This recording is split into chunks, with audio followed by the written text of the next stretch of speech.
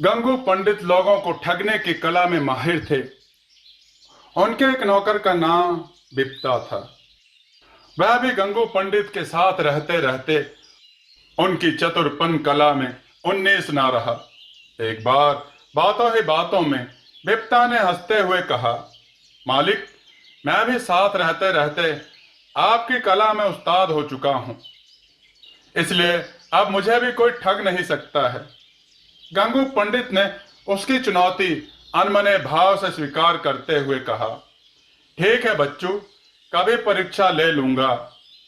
गंगू पंडित का हलवाहा कहीं चला गया था, अतः बिप्ता को ही हल जोतने के लिए तैयार किया और प्रलोभन देते हुए कहा, बिप्ता, अगर खूब अच्छी तरह खेत जोतेगा तो स्वादिष्ट हलवा खिलाऊंगा। बिप्ता खूब मनोयोग से हल जोतता जा रहा था और इच्छा भर हलवा खाने का मंसूबा बांध रहा था। उसने बहुत देर बाद गंगू पंडित को एक मिट्टी का कोहा सिर पर उठाए और लड़खड़ाते खेत की ओर आते देखा। बिप्ता खुशी से उत्साहित होकर और मन लगाकर हल जोतने लगा। वह सोचता जा रहा था कि देर से आए तो क्या हुआ, हलवा तो अघाकर खाऊंगा। गंगू पंडित को धीरे धीरे आते देख बिप्ता के मन में और लावा फूटता जा रहा था।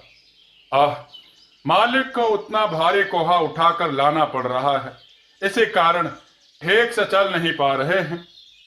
गंगू पंडित भरसक देरी कर खेत पर पहुंचे और बिप्ता को भली भांति जुता देखकर खुश हो गए। आह्लादित होते हुए कहा, बिप्ता, अब खा लो। वह मुंह हाथ धोकर आया और अंगोछा उठाकर कोहा में हाथ डाला। यह क्या, हाथ तो अंदर तक चला गया जहां थोड़ा सा हलवा रखा था। भूख से तिलमिलाता बिप्ता आकाश से गिरा। उसने झुंझलाते हुए कहा, मालिक, आपने क्या किया? कहा था कि हलवा खिलाऊंगा। गंगू पंडित ने झपटते हुए कहा, कहा तो था, किंतु यह कहाँ कहा था कि भर पेट खिलाऊंगा।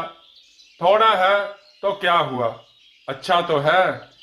बिप्ता मन महसूस कर रह गया। एक बार फिर उसे जोतने के लिए जाना पड़ा। इस बार उसने खेत का थोड़ा सा टुकड़ा जोतने में ही दिन भर लगा दिया। गंगू पंडित खाना लेकर पहुंचे और खेत देखकर क्षुब्ध हो गए। उन्होंने झल्लाते हुए कहा, बिप्ता, तुमने तो हद कर दी, दिन भर में बस आधा अधूरा। बिप्ता ने विजय मुस्कान में कहा, मालिक, कम है तो क्या हुआ, अच्छा तो जोता गया है ना, मिट्टी तो देखिए, आटे के समान हो गई है। गंगू पंडित ने डपटते हुए कहा, इतनी ही जुताई से पूरे में खेती हो जाएगी। बिप्ता ने सहजता से कहा, थोड़े से स्वादिष्ट हलवे से जब पेट भर सकता है, तब थोड़ी सी अच्छी जुताई से पूरे में खेती क्यों नहीं हो सकती। गंगू पंडित दोनों हाथों से सिर पकड़कर बैठ गए। उन्हें स्मरण हो आया और बिप्ता से कहा, तुम सचमुच मुझसे 19 रहे, अब तुम्हें कोई नहीं ठग सकता। मित्रों, आपको यह कथा कैसी लगी कमेंट में बताइएगा। वीडियो को लाइक कीजिएगा, चैनल को सब्सक्राइब कीजिएगा और वीडियो को अधिक से अधिक शेयर कीजिएगा। कमेंट में जय श्री राम अवश्य लिखिएगा। जय श्री राम मित्रों।